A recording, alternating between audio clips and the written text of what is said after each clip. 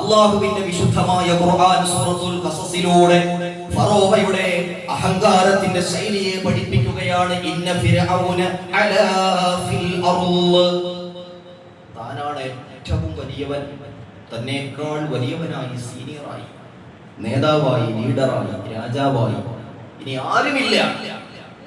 അങ്ങനെ ആർക്കും ഭരിക്കാൻ കഴിയില്ല. ഒരു സൈന്യത്തിനും തന്നെ തോൽപ്പിക്കാൻ കഴിയില്ല. ഒരു സമൂഹത്തിനും തന്നെ തോൽപ്പിക്കാൻ കഴിയില്ല. അത്തരം ചിന്തയോടെ ഞാനാണ് ഏറ്റവും ഉയർന്നവൻ എന്ന മെന്റാലിറ്റിയോടെ, മൈൻഡോടെ ഫറോവ കടന്നു എന്ന് അല്ലാഹുവിന്റെ വിശുദ്ധമായ ഖുർആൻ കൃത്യമായി നമ്മെ പഠിപ്പിക്കുകയാണ്. അല്ലാഹു സുബ്ഹാനഹു വ തആല ചരിത്രത്തിന്റെ വായനകൾ കൃത്യമായി മനസ്സിലാക്കുകയും അത്തരം വായനകളിലൂടെ ദിശാബോധത്തിലേക്ക് എത്താൻ നമുക്ക് തൗഫീഖ് നൽകുകയും ചെയ്യുമാറാവട്ടെ. അധികാരം അതൊരാളുടെ കയ്യിൽ മാത്രം കേന്ദ്രീകരിച്ച് ഏകാധിപത്യ ശൈലിയിൽ രാജ്യത്തെ കൊണ്ടുപോയിട്ടുള്ള ഒരുപാട് ഭരണാധികാരികളെ നമുക്ക് ഇന്നിന്റെ ചരിത്രങ്ങളിലും വായിക്കാൻ കഴിയും. അതിലേറ്റവും പ്രധാനപ്പെട്ടയാളാണ് അഡോൾഫ് ഹിറ്റ്ലർ. ജർമ്മനിയിൽ 2 മാർഗങ്ങളിലൂടെയാണ്. ഒന്ന്, പ്രചരണ സ്വാധീനം. ഞാനാണ് ഈ രാജ്യത്തിന് ഏറ്റവും അഭികാമ്യൻ എന്ന് വ്യാജമായ പ്രചരണങ്ങളെ ഹിറ്റ്ലർ അഴിച്ചുവിട്ടു. അങ്ങനെ പ്രചരണ മാർഗങ്ങൾ ഒന്നാമതായി സ്വീകരിച്ചു. രണ്ടാമത്തെ മാർഗം രഹസ്യ പോലീസ്. ഈ പ്രചരണ മാർഗങ്ങളിലൂടെയും രഹസ്യ പോലീസിംഗിലൂടെയും ഏകാധിപത്യം കാലഘട്ടങ്ങളോളം തുടർന്ന ഭരണാധികാരിയായിട്ടാണ് അഡോൾഫ് ഹിറ്റ്ലറെ ഇന്നത്തെ ചരിത്രങ്ങളിൽ നമുക്ക് വായിക്കാൻ കഴിയും. മറ്റൊന്ന് ബെനിറ്റോ മുസോളിനിയാണ്. ഫാസിസ്റ്റ് ഭരണകൂടത്തിലൂടെ രാഷ്ട്രീയ സ്വാതന്ത്ര്യത്തെ ശക്തമായി നിയന്ത്രിച്ച ഏകാധിപതിയായ ഭരണാധികാരിയായിട്ടാണ് അദ്ദേഹത്തെ നമുക്ക് കാണാൻ കഴിയുന്നത്. അത്തരമൊരു ഭരണാധികാരിയായിരുന്നു യഥാർത്ഥത്തിൽ ഫറോവ.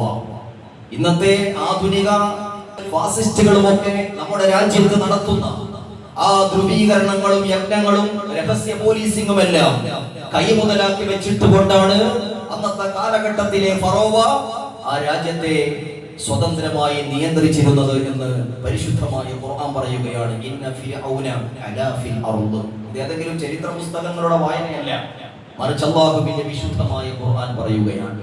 രഹസ്യ പോലീസിംഗ്, അതുപോലെ തന്നെ പ്രചരണ മാർഗങ്ങൾ, അതുപോലെ തന്നെ പൊളിറ്റിക്കൽ പവർ. ഏകാധിപതികൾ എന്നും നിലനിൽക്കാൻ വേണ്ടി എക്കാലവും സ്വീകരിച്ച ശൈലികൾ ഇങ്ങനെയൊക്കെ തന്നെയാണ്. പിന്നെ അവർ പേടിപ്പിക്കും, ഭയപ്പെടുത്തും. ഇത് ഫാസിസ്റ്റുകൾ ഭയപ്പെടുത്തുകയാണ്. ആ ഭയപ്പെടുത്തുമ്പോൾ ഭയപ്പെടാൻ വേണ്ടി പലതും അവർ രാജ്യത്ത് കാണിച്ചു കൂട്ടും. ബുദ്ധിയുള്ള മനുഷ്യന്, വിവേകശാലികൾക്ക് ഇവർക്ക് എന്തു പറ്റിപ്പോയി എന്ന് ചിന്തിക്കുന്ന രീതിയിൽ ഭയപ്പെടുത്തൽ അതിങ്ങനെ തുടർന്നുകൊണ്ടേയിരിക്കും. അല്ലാഹുവിന്റെ പരിശുദ്ധ ഖുർആൻ പറഞ്ഞു എങ്ങനെയാണ് ഫറോവ ആ രാജ്യത്തെ ജനങ്ങളെ ഭയപ്പെടുത്തിയത്. യുദബ്ബിഹു അബ്നാഅഹും വയസ്തഹ്യി നിസാഅഹും. സൂറത്തുൽ ഖസസിന്റെ 4-ാം വചനം. ഇതൊരു വല്ലാത്ത ഭയപ്പെടുത്തലാണ്. യുദബ്ബിഹു അബ്നാഅഹും, ആ നാട്ടിലെ ആൺമക്കളെ എല്ലാം കൊന്നെടുക്കുക. ഒരു രാജ്യത്തെ വളർന്നു വരുന്ന, പിറന്നു വീഴുന്ന ആൺകുട്ടികളെ മുഴുവനും കൊന്നൊടുക്കുക എന്നത് ലോകം ഇതുവരെ കേട്ടിട്ടില്ലാത്ത ഏറ്റവും ക്രൂരമായ, കിരാതമായ ഒരു വാർത്തയാണ്. ഒരു നാട്ടിൽ പിറവികൊള്ളുന്ന മുഴുവൻ ആൺകുട്ടികളെയും കൊയ്തു കളയുക, ശിശു ഹത്യ നടപ്പാക്കുക, ജനിച്ചു വരുന്ന ആൺകുട്ടികളെ മുഴുവനും കൊന്നെടുക്കുക. കാരണം എന്താണ്? ഏതോ ഒരു ഉമ്മയുടെ ഗർഭാശയത്തിൽ നിന്നും ഈ മണ്ണിലേക്ക് പിറവിയെടുക്കുന്ന ഒരു കുട്ടി, ആ കുട്ടി വളർന്നു വലുതാകുമ്പോൾ എന്റെ പരമാധികാരത്തിന് ഭീഷണിയാകുമെന്ന് രാജ്യത്തെ ജ്യോത്സ്യന്മാർ പറഞ്ഞതിൽ വിശ്വസിച്ചുകൊണ്ട് ജനിച്ചു വീഴുന്ന ഓരോ കുട്ടികളെയും കാത്തിരുന്നുകൊണ്ട്, ഗർഭിണിയാകുന്ന ഉമ്മമാരുടെ പ്രസവ ഡേറ്റിന് വേണ്ടി കാത്തിരുന്നിട്ട് ആ ആൺകുട്ടികൾ ഭൂമി ലോകത്തിലേക്ക് പിറവിയെടുക്കുമ്പോ ഒരു കാരുണ്യവുമില്ലാതെ, ഒന്ന് ശബ്ദിക്കാൻ പോലും കഴിയാത്ത ആ പ്രിയപ്പെട്ട പിഞ്ചു കുഞ്ഞുങ്ങൾ, അവർക്ക് രാഷ്ട്രീയ ബോധമില്ല, അവർക്ക് പൗരബോധമില്ല, അവർക്ക് രാജ്യസ്നേഹം എന്ന ചിന്തയില്ല, എന്താകുമെന്ന ആഗ്രഹം അവർക്കില്ല.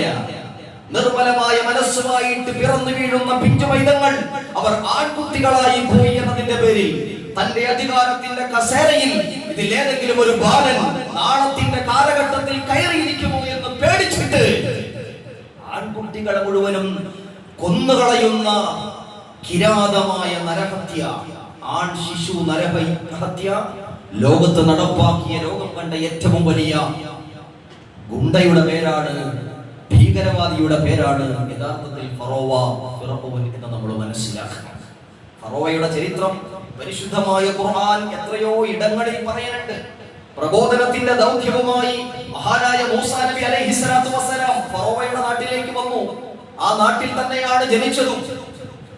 ആൺ ശിശു ഹത്യകൾ നടപ്പാക്കപ്പെടുമെന്ന് പട്ടാളവും രാജാവും ഫറോവയും പ്രഖ്യാപിക്കുന്ന കാലഘട്ടത്തിൽ തന്നെയാണ് ആ രാജ്യത്തിന്റെ മണ്ണിൽ സമാധാനത്തിന്റെ ദൂതുമായിട്ട് മഹാനായ മൂസാ നബി അലൈഹിസ്സലാത്തു വസ്സലാം പിറന്നു വീണത്. പക്ഷേ കൊല്ലാൻ കഴിഞ്ഞില്ല.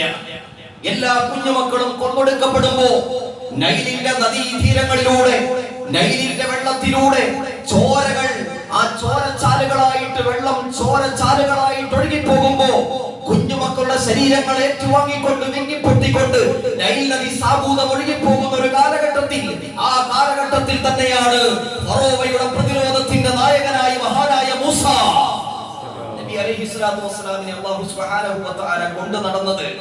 അവസാനം മൂസാ നബി ആ രാജ്യത്തിലേക്ക് കടന്നു വന്നു, ഫറോവയുടെ മുന്നിലേക്ക് കടന്നു വന്നു. ഏകാധിപതിയുടെ മുന്നിൽ സമര പ്രതീക്ഷകളുമായി, ചോദ്യചിഹ്നവുമായി, ലാ ഇലാഹ ഇല്ലല്ലാഹ് എന്ന ഉന്നതമായ സന്ദേശവുമായി കടന്നു വന്നു മഹാനായ മൂസാ നബി അലൈഹിസ്സലാം. ചരിത്രങ്ങൾ പതിയെ വഴിമാറാൻ തുടങ്ങുകയാണ്. അന്ന് വിസ്മയകരമായ സാഹചര്യങ്ങൾ നിലനിന്ന ഒരു കാലഘട്ടമാണ്. പലതും കാണിക്കപ്പെടുന്ന ഒരു കാലഘട്ടം. അത്തരം ഒരു കാലഘട്ടത്തിൽ മാന്ത്രിക വിദ്യകളിൽ അഭ്യസ്ത വിദ്യരായ അനേകായിരം ആളുകൾ, മാന്ത്രിക വിദഗ്ധർ താമസിച്ചിരുന്ന ഒരു കാലഘട്ടം. മഹാനായ മൂസാ നബി അലൈഹിസ്സലാത്തു വസ്സലാമിന് അല്ലാഹു തആല കൊടുത്ത കഴിവുകളുടെ അടിസ്ഥാനത്തിൽ മാന്ത്രിക വിദ്യ മൂസാ നബി അലൈഹിസ്സലാത്തു വസ്സലാമും കാഴ്ചവെച്ചു. അല്ലാഹുവിനെ കുറിച്ച് പറഞ്ഞു. അല്ലാഹുവിന്റെ ഖുദ്റത്തും ഏക ഇലാഹിന്റെ ശക്തിയും, ആരാണ് പരമാധികാരി എന്നും അവിടുത്തെ ജനങ്ങളെ ബോധ്യപ്പെടുത്തിയപ്പോ ജ്യോത്സ്യന്മാരായ ആളുകൾ മഹാനായ മൂസാ നബി അലൈഹിസ്സലാത്തു വസ്സലാമിനെ മാന്ത്രിക വിദ്യയിൽ അഭ്യസ്തരായ ആളുകൾ വിശ്വസിക്കാൻ തയ്യാറായി. അപ്പോൾ അനുയായികൾ ഉണ്ടാകുന്നുവെന്ന് ഫറോവയ്ക്ക് മനസ്സിലായി.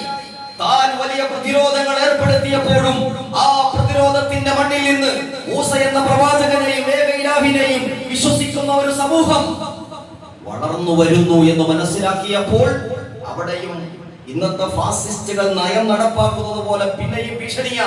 അല്ലാഹു സുബ്ഹാനഹു വ തആല ഭീഷണിയെ കുറിച്ച് സംസാരിക്കുന്നുണ്ട് വിശുദ്ധമായ ഖുർആനിലൂടെ. ലൗ ഖദ്ദിഅന്ന ഐദിയകും വ അർജുലകും മിൻ ഖിലാഫിൻ സുമ്മ ഉസല്ലിബന്നകും ലഉസല്ലിബന്നകും അജ്മഈൻ. ഇതൊരു വല്ലാത്ത ഭീഷണിയാണ്, ഏകാധിപതിയായ ഫറോവയുടെ ഭീഷണി. നിങ്ങളുടെ കൈകളും കാലുകളും നിങ്ങളുടെ എതിർ ദിശയിൽ നിന്ന് മുറിച്ചു കളയും. അതൊരു ഭയങ്കര ഭീഷണിയല്ലേ? ഇടത് കൈയാണ് മുറിക്കുന്നതെങ്കിൽ വലത് കാല് മുറിച്ചു കളയുമെന്ന ഭീഷണി, വലത് കൈയാണ് മുറിക്കുന്നതെങ്കിൽ ഇടത് കാല് മുറിക്കുമെന്ന ഭീഷണി. അതാണ് അല്ലാഹുവിന്റെ ഖുർആൻ പറഞ്ഞത്, ലൗ ഖദ്ദിഅന്ന ഐദിയകും വ അർജുലകും മിൻ ഖിലാഫ്. നിങ്ങളുടെ കൈകളും നിങ്ങളുടെ കാലുകളും നിങ്ങളുടെ എതിർ ദിശയിൽ നിന്ന് മുറിച്ചു കളയും. ഏകാധിപതിയായ ഫറോവയുടെ പ്രഖ്യാപനം. സുമ്മ ലൗസല്ലിബന്നകും അജ്മഈൻ. പിന്നെ നിങ്ങളെ ഞാൻ കൃത്യമായി ക്രൂശിക്കുക തന്നെ ചെയ്യും എന്ന ഭീഷണി. ആരാണ് ഭയപ്പെടാത്തത്? കൈ വെട്ടിക്കളയുമെന്ന് പറഞ്ഞാൽ, കൈയോടൊപ്പം കാല് വെട്ടിക്കളയുമെന്ന് പറഞ്ഞാൽ ആ കൈകാലുകൾ എതിർ ദിശയിൽ നിന്ന് വെട്ടിക്കളയുകയും അങ്ങനെ വെട്ടിക്കളഞ്ഞതിന് ശേഷവും പിന്നെയും ക്രൂരമായ പീഡനങ്ങൾ നിങ്ങൾ ഏൽക്കേണ്ടി വരും, നിങ്ങൾ ക്രൂശിക്കപ്പെടുമെന്ന് ഒരു രാജ്യത്തിന്റെ ഭരണാധികാരി ആ രാജ്യത്തിലെ ജനങ്ങളോട് പറയുമ്പോൾ പേടിക്കാത്ത ജനങ്ങളുണ്ടോ? പക്ഷേ മൂസാ നബി അലൈഹിസ്സലാത്തു വസ്സലാം പിന്മാറിയില്ല, അനുയായികളും പിന്മാറിയില്ല. അനുയായികൾ ഉണ്ടായി എന്നതാണ് നമ്മൾ അവിടെ മനസ്സിലാക്കേണ്ട യാഥാർത്ഥ്യം.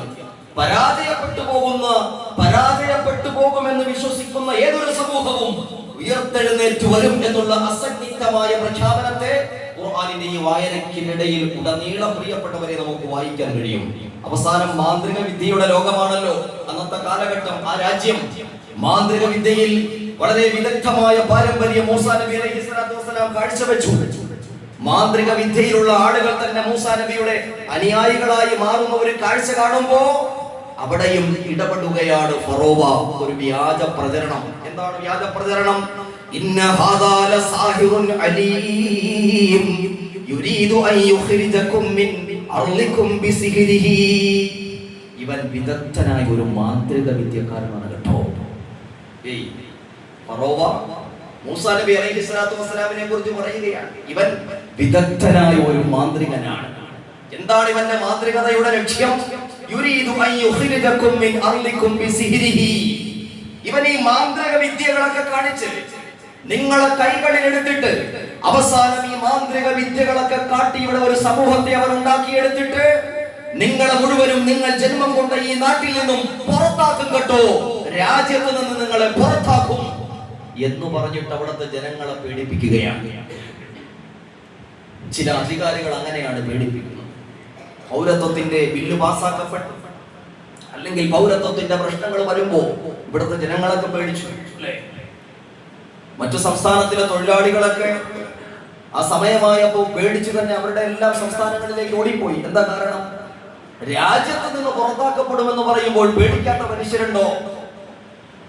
അപ്പൊ പിന്നെ നമ്മൾ ഭരണഘടനയെ അംഗീകരിക്കുന്നതിനോടൊപ്പം തന്നെ രാജ്യത്തിന്റെ അധികാരികളെ സ്നേഹിക്കും. രാജ്യത്തിന്റെ അധികാരത്തിലേക്ക് നമ്മൾ കണ്ണുവെക്കാതെ അവർ പറയുന്നതൊക്കെ അനുസരിക്കും. ഒരടിമത്വ ഭാവം നമുക്ക് വരും. കാരണം എന്താ? ഈ രാജ്യത്ത് നിന്ന് പുറത്താക്കപ്പെടുക എന്നത് ഏറ്റവും വലിയൊരു ഭീഷണിയാണ്. ഫറോവ എന്ന് പറഞ്ഞതും അങ്ങനെ തന്നെയാണ്. മൂസാ നബി അലൈഹിസ്സലാത്തു വസ്സലാം മാന്ത്രിക വിദ്യകൾ കാണിച്ചപ്പോൾ ജനങ്ങൾ കടന്നു വന്നപ്പോ ഇവൻ വെറും മാന്ത്രികൻ മാത്രമാണ്, നിങ്ങളെ പുറത്താക്കലാണ് ഈ രാജ്യത്ത് നിന്ന്, അതാണ് ഈ മൂസയുടെ ലക്ഷ്യം എന്ന് അനുയായികളോട് പറയുകയാണ്.